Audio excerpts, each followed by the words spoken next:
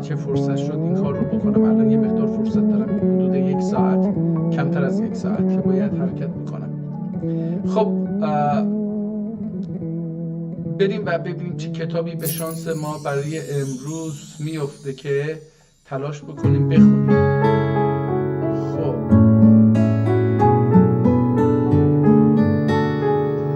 جلسه قبل رسیدیم به بعد انگلیسی فضایل علم و علما طب منتخب شفا رو خوندیم. حالا یه علم طب دیگر رو هم که 1006 نوشته شده، در سال 1006 نوشته شده و 158 صفحه از اون رو باز می‌کنم ببینیم که در چه چیزی نوشته شده.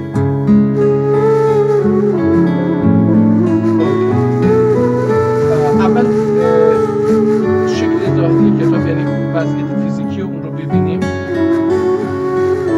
خب ببینیم این ابعاد کتاب هستش. ظاهرا اینجا گفته که 61 صفحه داره یا 100 و حالا اینجا دقیق مشخص نیست چی هستش، ولی اینجا گفته هر سطری 11 ضرب داره. در بالا گفته که 158 صفحه هست و در اینجا گفته که 79 160 صفحه، ولی چون الان از هر دو صفحه یه دونه عکس کرده میشه 1 صفحه نصفش میشه. خب اسم کتاب رو ببینیم. اینجا دوباره اون حاجی عبدالقادر معروف به امیر خواجه چمنزاری که شبیه‌الله کتاب رو حتما وقت کرده. اینجا وقت نامش رو میبینیم. رساله قیسون زاده مرحوم در علم قیسون زاده یه آدمی بوده، حتما پزشکی بوده، کسی بوده که داره اینجا یک کتابی رو مینویسه و ظاهرا این جمله اول به نظر میاد که فارسی هستش. اگه کتاب فارسی باشه که نمیخونیم قطعا، چون ما میخوایم بگیم که منابع ترکی چی هستش. یه نگاهی اول برای اینکه وقتمون رو خیلی صرف نکنیم، من همین اول رو بزرگش میکنم، چند صفحه از همین رو برد از اون اول بخونیم. هادا کتاب طب المنظوم، این طب رو پزشکی رو بر اساس شعر نوشته. این تعلیمات قیسون‌زاده مرحوم رحمة الله علیه از نوشته‌های قیسون‌زاده هستش. ای حکیم و علیم و حی و سلیم، احتمالا حلیم هم میتونه باشه. ای حکیم و علیم و سلیم، سلیم هستش برای که با یه مقدار فرق داره. چرخش قلم حضرتون در کریم شأن عظیم. این کتاب ترکی هستش. حالا که این ترکی هستش میریم کتاب رو فیزیکیشو و صفحاتش یه مقدار ببینیم. ببینید الان با یه کتاب روبرو هستیم که کسی که متخصص داره و یک اینجا یک حاشیه نویسی می‌بینیم. یکی از اونها نوشته که موسیقی خیلی بالاست. من الان تلاش می‌کنم بیارم موسیقی خیلی بالا نباشه. خب این کتاب رو می‌بینیم که اینجا یه باب داره و اینجا یک حاشیه نویسی داره. در سمت راست و سمت چپ صفحه ها حاشیه با یک جدول پر شده که بعدا این ممکنه یه نگاهی بکنیم بهش. این کتاب ترکی ادامه داره با شعر و دوباره همون شعر ادامه داره، سمت راست و سمت چپ صفحه با حاشیه نویسی و از جدول که جدول هم خیلی کار شده. حاشیه جدول با خطکشی دو خطی هست، وسط‌ها یه خطی و با قرب و یک نوع از جدول استفاده کرده که این جدول دارای 1 2 3 4 5 6 7 8 9 10 11 12 تا در ردیف 11 تا در ردیف عمودی و 6 تا در ردیف افقی داره. احتمال میدم همه صفحه ها به این شکله. البته اینجا می‌بینیم که این یکی بزرگتره، احتمالا در اینجا بیشتر باشه، 12 تا باشه احتمال میدم. حالا نشمردم بقیه رو هم همینطور. اینجا می‌بینیم که دیگه برای اینها از این صفحه به بعد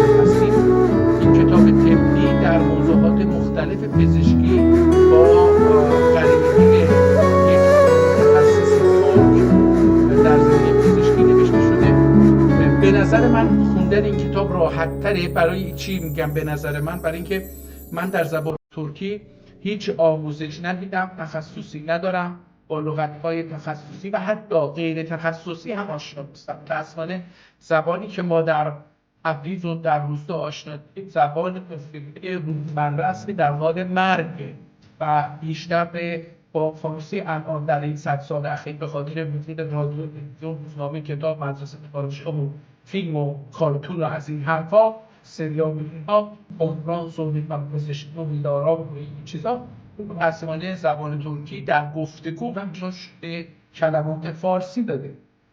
در نتیجه این ترکی که ما در تبریز و اردبیل و زنجان و تزوین و همدان و تهران و قم و ساغر و دیگر جاها، ترکمن‌صحرا رو به خصوص در میان دوستان قشقایی در قشقایی صحبت کنیم، ترک‌های قشقایی متأسفانه خیلی به فارسی آلوده هست و متأسفانه خیلی عمیق هویت و هسته فکری و معنوی ما رو تحت تاثیر قرار داده و به طرح هم نه تنها از نظر سیاسی به پان فارسی گرایش پیدا کردیم و رفتارمون هم متأسفانه افکارمون هم تحت تاثیرمون قرار گرفته و به یه نوعی در اشغال اونهاست. اما در این صفحه ها می‌بینید که حاشیه نویسی دو نوع شده، یعنی هم عمودی نوشته شده و هم کج مبرم نوشته شده برعکس کتاب است.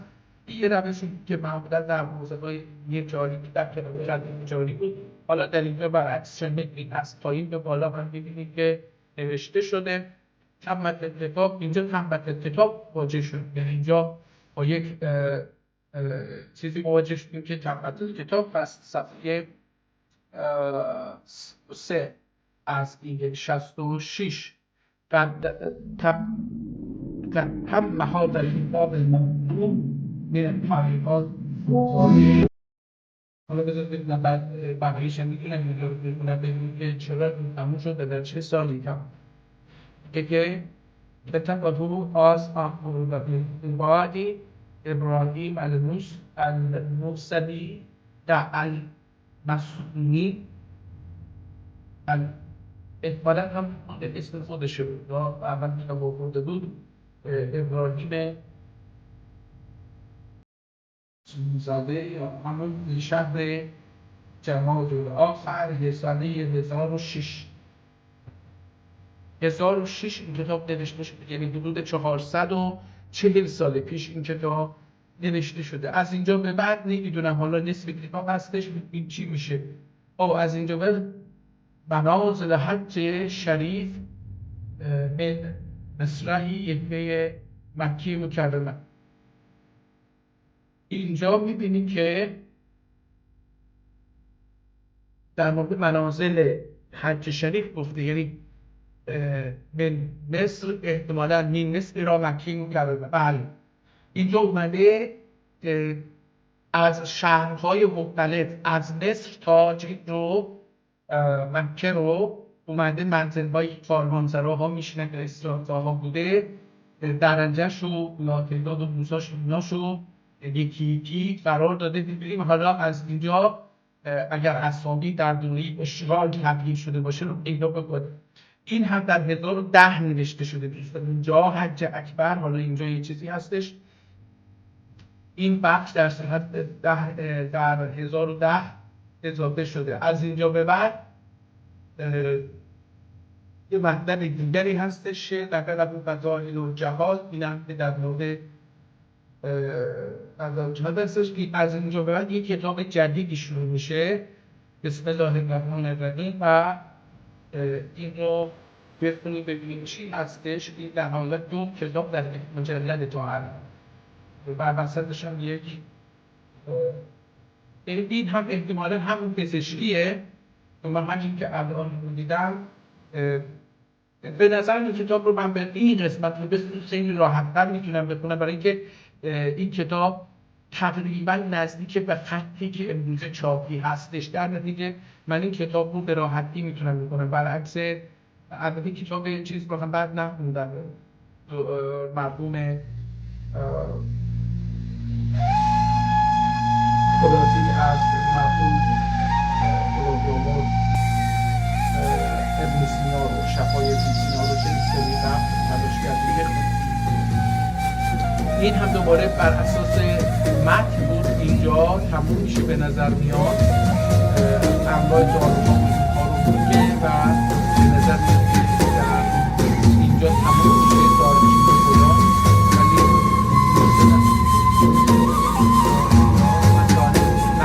این هم دارو هست برای مسانه و این ادامه داره. شفا چندره دارو خسته اصلی اینجا دوباره چیز هستش همراه با دعا. این یک نوع پزشکی در گذشته بوده که علاوه بر داروهای گیاهی تلاش میکردن از طریق الغاء جهانی غیر از درست از اینجا من سواد ندارم، فرقی هم نمی کنه که سواد داشته باشم یا نداشته باشم، حقش به حق اینه که همه ما بی سواد در نتیجه حق داریم. به هر حال از این بگذاریم پیش سراجعی شد. این هم در مورد زبان چیز انشاءالله اونو میخواستم بگم که الان بردارهای گیاهی از دعا هم استفاده میکردن تا این ابزار روانی و انسان تاثیر بذارن. ولی امروزه متاسفانه و خوشبختانه من میگم متاسفانه این از دست ما رفت. خب این کتاب تا حالا می‌بینیم که دو کتاب و یک چیز هستش در داخل یه مجلد. من اول کتاب اول رو شروع می‌کنم بخوندن. خب پیسوزاده اینجا مرحوم پیسوزاده یه جمله هستش که حالا شاید یک چیزی که لاتین نوشته شده بخونم خیلی مثلا خوشخط اینجا نوشته شده، خوشخطی حساب نمی‌کنم، نمی‌دونم چرا میتونم بخونم زیباییش هم نمی‌دونم خیلی شروعی به من زیبایی برای من خب برگردیم خود کتاب. حالا این تلاش میکنم یکی از جدول‌ها رو ببینم چی میگه. خب کتاب رو صفحه رو بزرگش میکنیم که ببینیم هازا کتاب و طب المنزل. حالا اینم تلاش کردیم حالت شعری ای حکیم و حکیم حکیم و حکیم حضرت وجود کریم شهر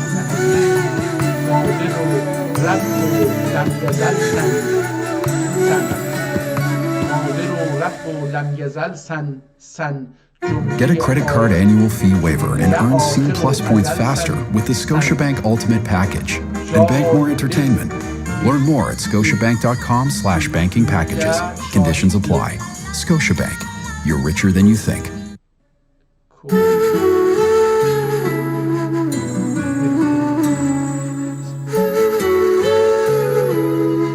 جان و دل میدونه که اول اینجا که خونده میشه که دوم خونده میشه. جان و دل میدونه شاهد میریجون در یکی تنهایی وقتن میریجونه شاهد درداه پاکنه همیشه پاکن همیشه واحد دور سکه اقرار و از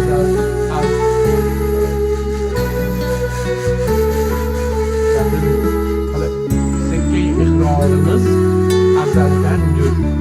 این خیلی فاصله گذاشته برای همین فاصله این کلمه ها. سکه اقرارımız ezeldendir. جمله بارımız ezeldendir. آشنایız ezelden eylememez.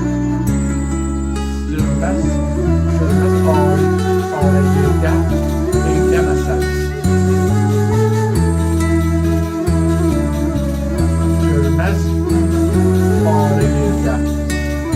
احتمالا بازم یک کلمه چیز باشه که هم چسبیده باشه، باید آدم فکر بکنه ببینه که چی میتونه باشه. جرمز آره گرده ایله مثل مصطفی حرمتی عنایت کل رحمتیدن. حالا اینجا که دوباره میتونه رحمتیدن بودن ایزد هدایت انبیاء یا حقیارم این سبیل دیده من شقیارم راه اشکوندن که مورد که راه اشکوندن آمزار بودن در دیگه دیدن حقیار بودن بحر حکمتن باری دونواز یا غواز باب حکمتن بحر حکمتن باری غواز چیگرم شوگینیدم معنی خواه بنا اتقام درست نوبیلم آلی یادرم نایتیدم بیلم بنن صحتی نگیدم بدنن صحتی نگیدم خستلر ایزتی نگیدم مختصر کنید رساله ادیم این حکمت این مقاله خانه آمد جلکی و محمود حکمت تحمیده بلند مشهور. خب به نظرم خیلی جالب و جالبش که من تمامی کلمه ها رو فهمیدم چون فکر کرده که نفهمیدم که چیزی باشه تلاش میکنیم دعای سلیمان رو خب این رو بخونیم برای که به نظر یه تاریخ نوشتن کتاب رو داره ذکر میکنه. حالا ما یه جایی تو جدول یه تاریخی خوندیم فکر میکنم بذارید ببین اول که آخر یه جایی یکی تاریخ خونده بودیم. حالا ولی اینجا بهترین تاریخ درست رو به از اینجا دارم. Görmedin söze ya girmedin söze kül dua ile girmedin söze kül dua ile شه سلیم خان چوق سنا ایله. سلیم خان در دوره سلیم خان این قطعا کتاب در اون زمان نوشته شده. ورد حق دولت سلیمانی آنه لایق görüp bu unvani آنه اینجا آکه نیست آن görüp bu unvani çünkü تخت و سعادت اعدی ادی خلق حق رحمتی عجب یافتی. خب اینجا من یک کلمه رو باید تلاش بکنم دوباره بکنم چون که تخت و سعادت عقدی احتمالا رسیدن. این برای اولین بار این کلمه رو میخونم. عدت عربی میتونم بخونم ولی عربی نمیشه عدتی نمیشه چون که تخت و سعادت عقدی خلق حق رحمتی عجب یافتی که اردم iki kitap ettim ana oldum iki kitap ettim انجم تبه آفتاب ettim. پس این در زمان سلطان سلیم خان دو کتاب زبان ترکی در مورد طب نوشته. آنی نصر ایلد فصاحت در اینی نظم ایلد بلاغت در. دو کتاب رو همین در مجلد جا داده. یکی رو با نصر نوشته و دیگری رو با نظم شعر. اونی آندن çok اختصار ettim gözlük az اون حق آشکار ettim. اونی آندن çok اختصار ettim. چرا که اینو خیلی خلاصه نوشته. میگه برای این خلاصه نوشتم که gözlür özüm hep آشکار ettim. همه رو میگه آشکار کردم چون که نظم اهل دل شه عادل چون که نظم اهل دل شه عادل در منظومه بس olur مایل مردم چشمی اونو کنده آزاده آزدم مردم چشمی اونونla آزدم آزما گم شدن راه رو چیز کردن. مردم چشمی آنونla آزدم اول sebepten bu جوهری yazdım. Dendi menzume nami nazmledir. Dendi menzume nami nazmledir. vermediği kimse böyle نظم دو. این دور اول به معنی انجام دادن کار هست، دور دوم به معنی دور رو یاقوت و مرجان از این هست. گر بودن تاریخی اولورسموراد، اگه حالا تاریخش رو بخواهید 900 اولبی یا 57 و 70 5 سال 975 900 اولبی و 5 75 975 این کتاب نوشته شد، یعنی رفت بالای حدود 500 سال شد این کتاب.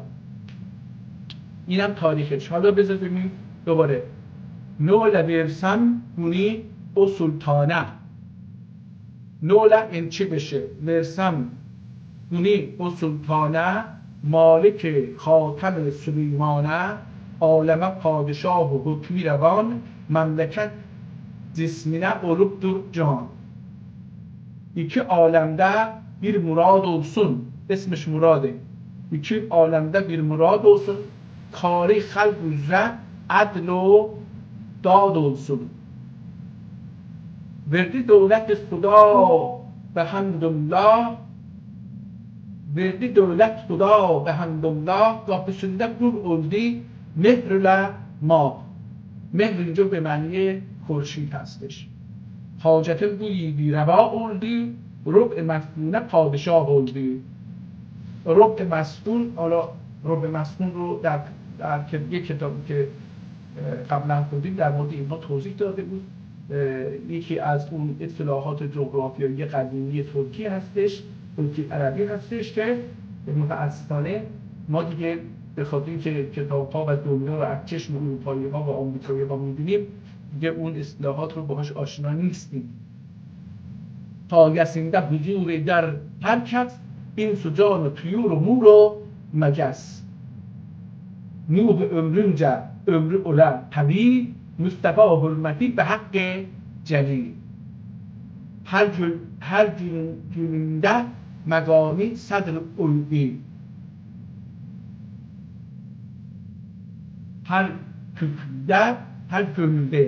her gönülde megami sadr ulvi ve olingi وقتی gibi cemali بدر olingi.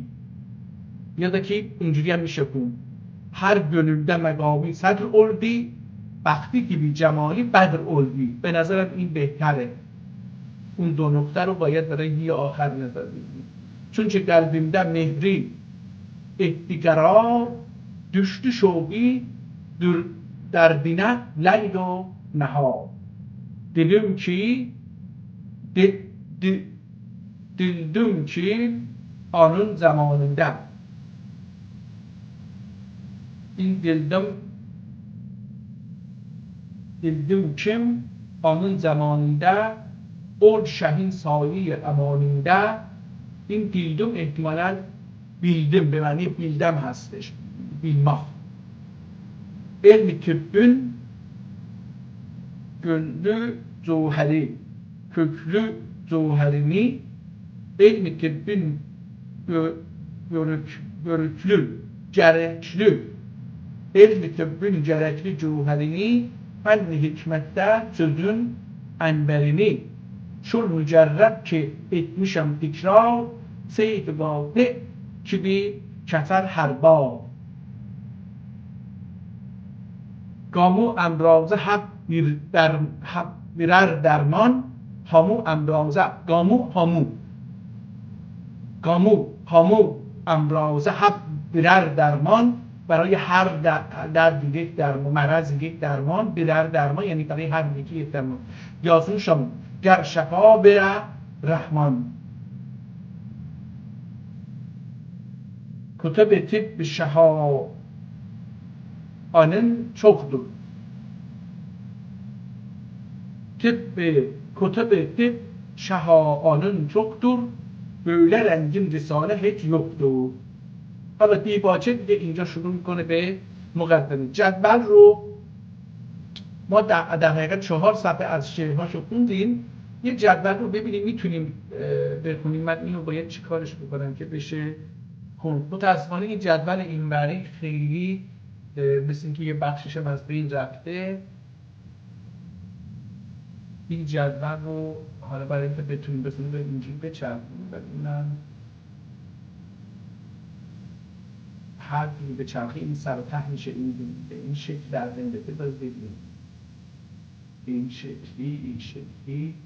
خب اینجا این فقط صفحه اول، این صفحه دوم چی؟ باش این رو بکنمش بکنیم. اعضا روح جعفر صادق، دانیال، ذوالقرنین، سلیمان. اعضادن اینها مربوط به اعضا هستش. جعفر صادق، دانیال، ذوالقرنین، سلیمان، اینا کسایی هستن که در مورد اون جواره که یه چیزی گفتن، اعضا یه چیزی. حالا ایده مضیف صرافت آنینده مزاج منحرف اوله. حالا این چی هست نمیدونم. مزاج منحرف اوله خیر ایشیده، خیر خبر ایشیده شاید باشه، نامه یا خبر عرشه. بله اینا حالت چیزه، نامه یا خبر عرشه به حکایت عرشه. اینجا چیه؟ ساق جزئی گاباقی. حالا اینجا یه چیزی میفته، مثلا این چشم اگر اینجاش مثل اینجا پره غمناک روله، غمناک من دارم میکنم، غایبدن سبنه، شاد و خورم اوله. این غمناک نمیشه بعد غمنن احتمالا نمیدونم روله، اینو من روله میکنم ولی درست نیست احتمالا. شاد و خورم اوله. بشاش اگر مثلا حالا من نمیدونم صاف بیزی گرباقی یا گاپاقی، اگر چشم راست فکر میکنم اینجوری باشه که اگر اینجوری بکنه چشم راست پلکش، اونو داره میگه که من در 3 مورد گفتم که دانیال نبی و ذوالقرنین و سلیمان گفتن که این به معنی شاده. جعفر صادق علیه السلام گفت که غمدن یه نوع دورپیله رو داشته، احتمال میدم دورپیله یه چیزی باشه و اینکه با اون درون هست. حالا بعدی ببینیم که صلح جزئی گاباقه، اگر صلح جزئی گاباقه باشه عزت و فرح بودن، عزت و فرح بودن. غایب کیمسر گله آنین در امتزاج اوله و اده آنین در امتزاج ده مراد حاصل اوله. حالا اینجا ها رو دیگه بعضی جاهاشون ساق کز آبغه گاباقه. حالا دوباره اینجا یه چیزی هست اشتی نمیدونم چی هست، دمار حاصل اوله یا دمار حاصل اوله. یه گرنوز işler اوله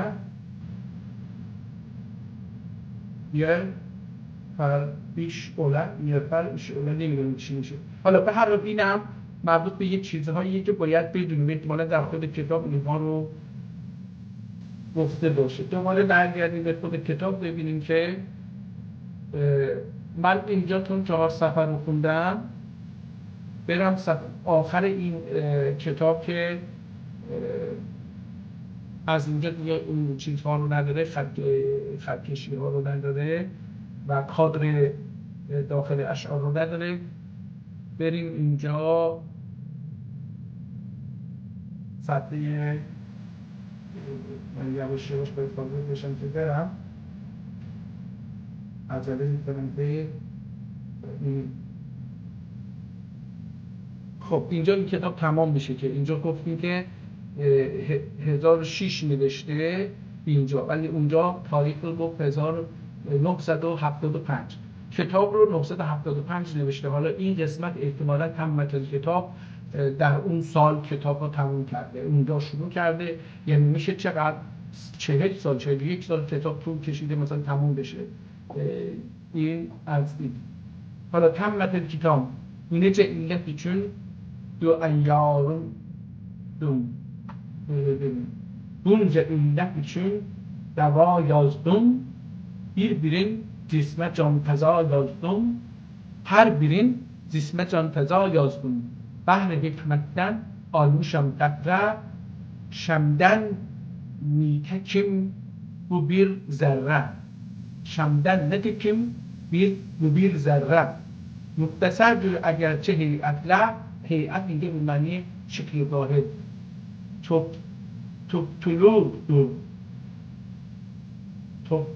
topludur علم حکمت. topludur این toplu میشه، اینجا رو خط زده. topludur علوم حکمت. toplu یعنی مجموعه. topludur خیلی جالبه. من این جالبه میتونیم به کار ببریم، به جای اینکه حتی در روزمره مثلا میریم فاحشه بخونیم تپدان آمده عمده.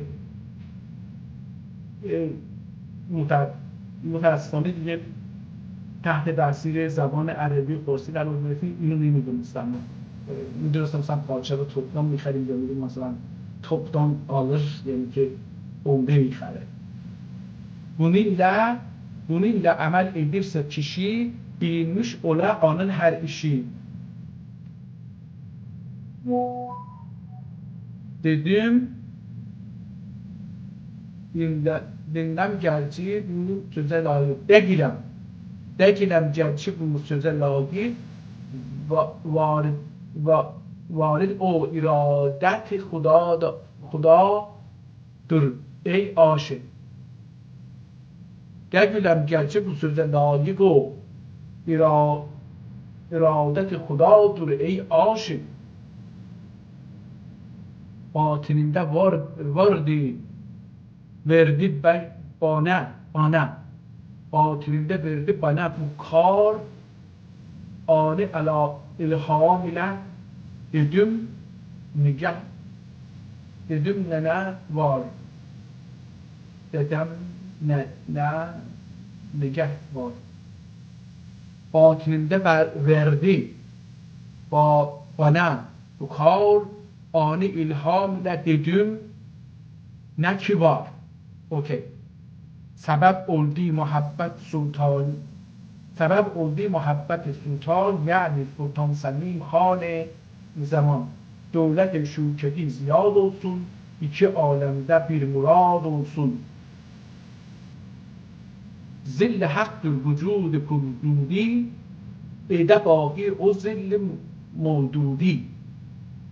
Bu kitaptan ulan deva و شفا حضرت پادشاه اده دعا. تمام. این کتاب در اینجا تموم میشه. این قسمتی که مربوط به درجه شهرها از مصر تا مکه هستش رو پیرکا الحاج درجه یک میشه. حالا اینجا دیگه چی هستش من اینها رو امور شرایط. حالا این دارالحمره اینا رو ما این شهرها رو نمیشناسیم، در نتیجه نمیتونیم باهاش چیز بکنیم. این هم یک چیزی هستش. پهلوان مشهور احمد ماریدوف منقولdur ki serdar olan kişiye 10 hal gerektir ki her işi asan ola.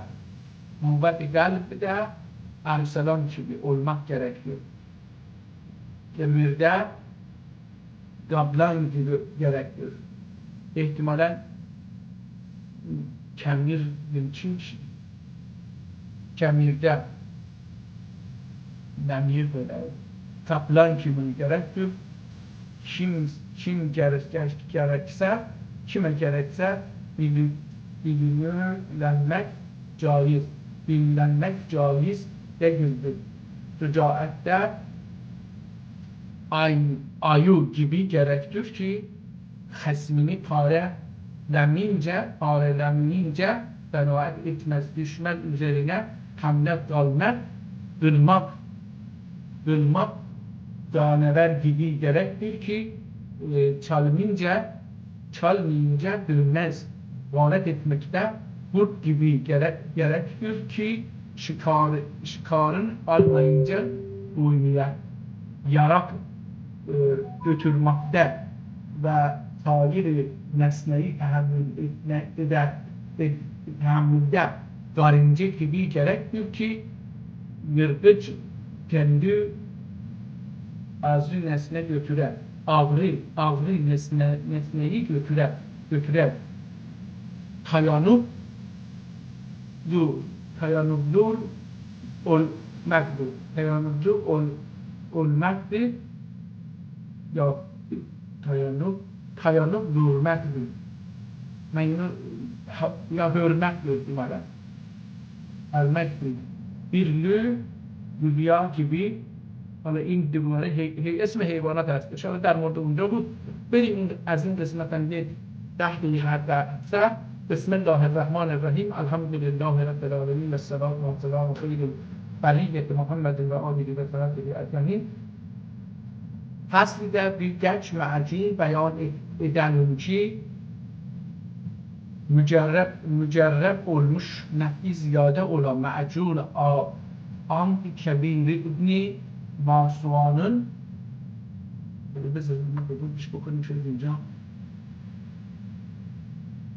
Kebir İbn-i Masevan'ın muhtaridin. Safradan olan melezlere nafi'dir. این چی بود من متوجه نشدم. چی safradan olan melezlere nafi'dir. Tuzlu. Belgeme ve zahir bedende olan illetlerin cümlesine uyuz gibi, heke gibi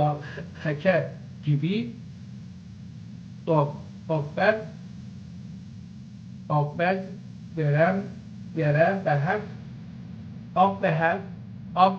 dere behek şirince cüzam al illetine varınca nafi'dir. Allah emriyle tecrübe olunmuştur. Şerbeti 2 dirhemdir. 2 dirhemden 3 dirheme dek verer. Sebde terkip budur. Sıfat-ı terkip budur. Kabuli 6 dirhem. Sairi bil Halmiye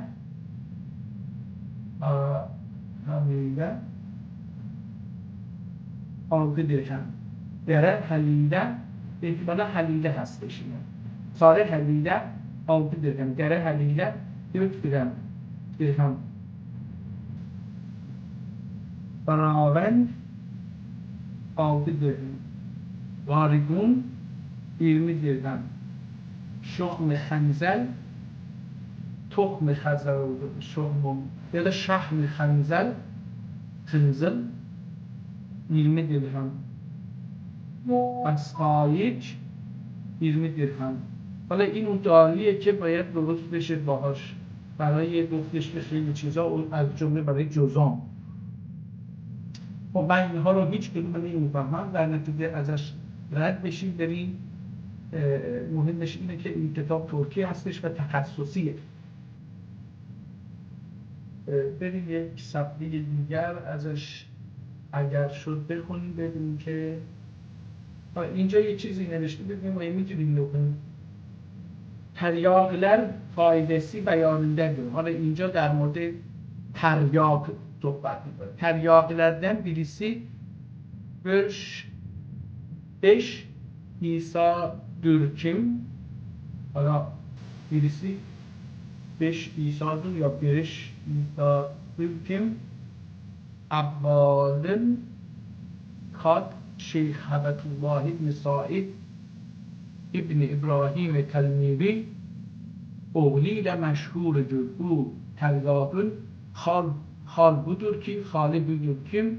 Edviyelerin hallerinden ve rütbebinden terkip olunmuştur. Ve edviyeler dereceleri şunlara riayet olunmuştur. Bu edviyeleri karıştır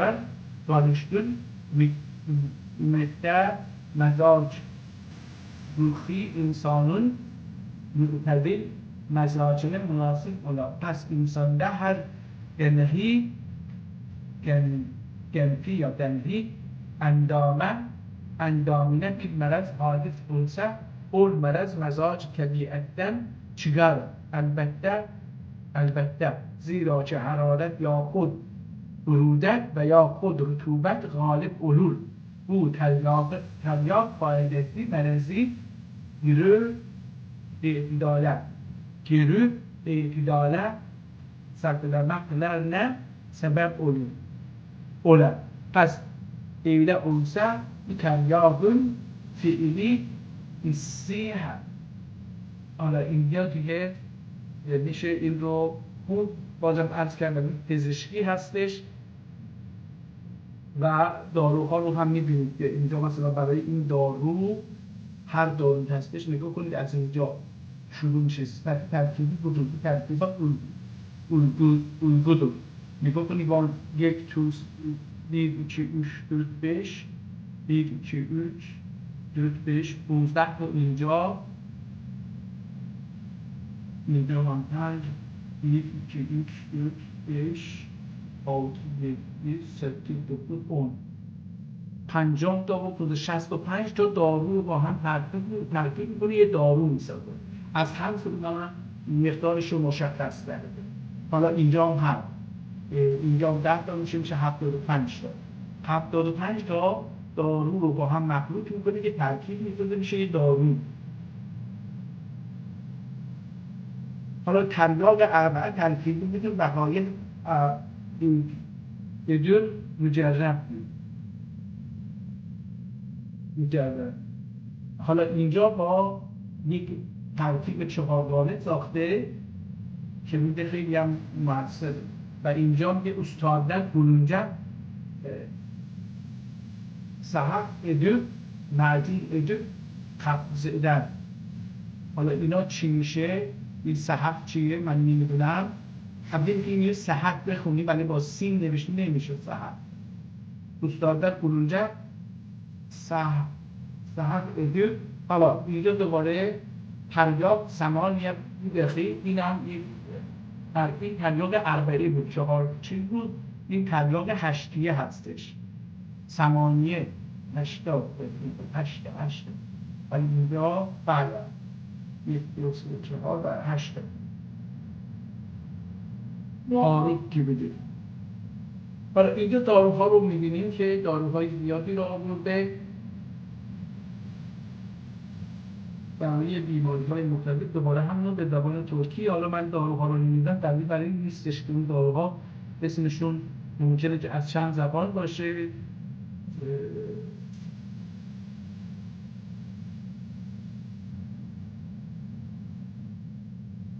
دوباره اینجا یه داروی دیگری رو میگه حب و عربی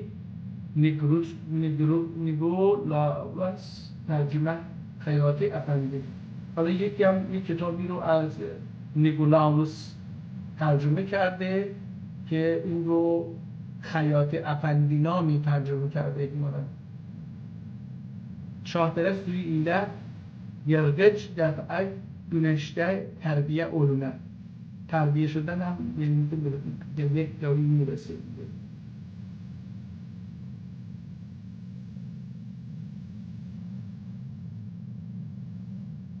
اینجا این کتاب دارچین اینا رو هم داریم. مثلا میگم تموم شد این کتاب میگم نه خیلی هم این مثلا یه چند نسخه گذاشته سالی خط درست شد. اگه دقت بکنید از اینجا به بعد ترتیب شراب اصول این اصول چی هست؟ رازیانه کیفی داغدود این باقیتی داغدود یا داغدود حالا این داغدودی چی هست؟ کرب که داغدودی هر بنده 30 درهم هر بریندن 30 درهم. حالا اینجا شراب رو میخواد بنویسه انجیر کرب کیفی کپر کیفی داغدودی کپر کیفی چیزش یه رازیانه توپی، کرفس توپی حالا اینا رو با هم مشغول که میکنه یه چیزی میسازه دیگه. یه دارو هستش خیلی کاربرد بهش میبرن، خیلی کار سختی دیگه. و دوستان داروهایی که ما این موقع مصرف میکنیم از این سیستم بد شده. یعنی مثلا داروخانه های اولیه حالا در تبریز رو اگر اشتباه نکنم یکی از این داروخانه های قدیمی با تمامی اشکافاش، رفهاش، اشکافاش و داروهاش مونده. اخیرا من یه ویدیو دیدم یکی از دوستان رفته تو موزه هست، یه موزه‌ای هست، موزه مشاغل فکر کنم. تو موزه مشاغل دارو امیدوارم از تبریز برچیده نشه ببرن تهران یا ببرن اصفهان. این موزه مشاغل این داروها رو نشون میداد. اگر یکی مریض دکتر براش دارو می‌نوشت همین اوایل پهلوی دیگه ظاهرا. همین پهلوی اول بود یا پهلوی دوم یادم نیست. اواخر قاجار پهلوی حالا چیکار میکرد؟ این میرفت این دارو که دکتر نوشته بود رو میداد داروساز میگه برو خونه یا برو کارمندسرا استراحت بکن، مثلا 5 ساعت دیگه 2 ساعت دیگه یه روز دیگه بیا داروتو بگیر. برای که داروها از آلمان هر ماده‌ای در یک شیشه بزرگی می اومده و این کسی که متخصص دارو بود داروساز بود. Regular maintenance keeps your Toyota running its best. Service your Toyota every 6 months or 8,000 kilometers and enjoy knowing your vehicle is ready for your next adventure. اینا که در داروخانه ها کار میکنن اینا داروساز نیستن. برای اینکه داروساز در گذشته وقتی دکتر مرض رو تشخیص میداد دارو رو مینوشت، این داروساز به اندازه دکتر بیماری رو میدونست. بعد این مریض میومد پیش این داروساز میگرفت میگفت برو استراحت بکن و بعد داروها رو از هر شیشه یه مقداری که برای اون بیماری خودش میدونست چقدر و احتمالاً دکتر نمیدونست اونها رو ترکیب میکرد، از شیشه ها برمیداشت میریخت روی هم و اون رو تبدیل میکرد به داروساز این بود. امروزه داروساز میدونه که اوکی مثلا از این دارو چقدر باید مصرف شد یا چجوری مصرف کرد. این در همین حد بیشتر نمیدونن الان داروسازها، یعنی داروخانه ها این چیزا که وقت متاسفانه خیلی هم پول میگیرن بابت این دارویی که از قفسه برمیداره میریزه داخل پاکت، خیلی پول میگیره. یعنی علاوه بر اون سودی که از فروش دارو به دست میاره برای یعنی این اتفاق البته در دوره‌ای که این جناب رئیس جمهور فعلی در ایران وزیر بهداشت بود، در اون دوره برای دکترها خیلی امتیاز دادن. یکیش هم این بود که گفتن آقا برای کسایی که در داروخانه ها کار میکنن باید مریض حق چیه دارو بده. یعنی الان شما میرید خدای نکرده سلامتتون به خطر میفته میرید داروخونه، اون دارو رو از چیز برمیداره میریزه داخل پاکت، به خاطر این یه تخصصیه که اون از اونجا برمیداره میریزه اینجا. داروساز نیستن اینا، براش یه پول سنگینی میدید. گاهی پول خود دارو از پولی که اون بابت این انجام نمیدونم چیه یه چیزی هست اسمش برای اون میگیره خیلی کمتر میشه. گاهی این اتفاق خیلی عجیبیه. ولی در اون دوره داروساز یعنی این کسی که داروها رو ترکیب میکرد. حالا اینجا این داروها رو ترکیبش رو یاد میده. مثلا اگه یکی در اون زمان میرفت داروخونه احتمالاً همه این داروها رو این 70 رو با هم ترکیب میکرد که دارو میساخت. حالا میگفت مثلا این رو چجوری مصرف بکنید. اون زمان فرق میکرد. الان دیگه همه اینها رو یه جوری کردن که داخل یک همونه، دوباره همونه کارخونه همونها رو با هم ترکیب میکنه، داخل یک کپسول میریزه، ما اون رو میخوریم، یا آب میکنه این رو مثلا آب میریزه خمیر میکنه و بعد اینها رو حالا با هر چی با یه مایع این رو خمیر میکنه و بعد اینها رو مثلا قرص میکنه یا هر چیزی که یا حبش رو میسازه و اینها. ما اینها رو قورتش میدیم. به هر حال داروهایی که امروز خوندیم بیماری و داروها رو اینجا توضیح میده. دهن کبریت الاحمر، دهن کبریت الاحمر، احتمالا این دهن باشه. کبریت ایله ملح گلیله سی گلیله سحق ادوب. حالا این سحق دوباره کیه؟ اونجا هم خوندیم. ایکی akçalık şişeye koyup eczanın galdican ایره دکن تین. حالا دیگه اینجا خیلی تخصصیه، دوباره من کلمات تخصصی پزشکی رو نمیدونم. این کتاب در کی نوشته شده ببینیم. دیش آرسنا، اینا دیگه برای دندان درده. دهن کبیر، حالا اینا هم دوباره همون، دوباره اینجا کتاب تموم میشه. اگه بشه من تاریخ کتاب دوم رو پیدا بکنم خیلی خوب میشه.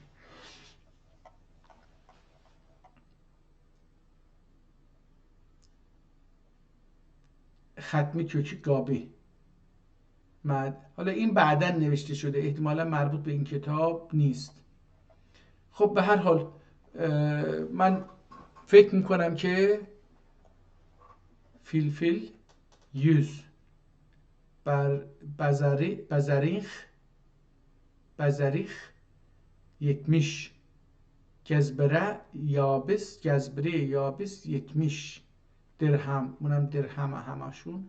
خشکاش اسود 70 شونویز یعنی جورک اوتی، çörek otu şuneviz yani çörek otu 70 darçin 20 gerenfil 20 darfilfil 20 حالا دیگه اینا چیزاییه که من نمیدونم. به هر حال دوستان من فکر میکنم که کتاب بسیار جالبی هستش برای افرادی که متخصصن و در طب سنتی کار میکنن. این کتاب بسیار بجا خواهد بود که باهاش آشنا بشن و بتونن استفاده بکنن، یا کسایی که طب سنتی رو میدونن میتونن بیان این کتاب رو بخونن و توضیح بدن و کلمات ترکی رو یاد بگیریم. حالا من از این کتاب حداقل این رو یاد گرفتم که توپو یعنی مجموعه، توپ مجموعه،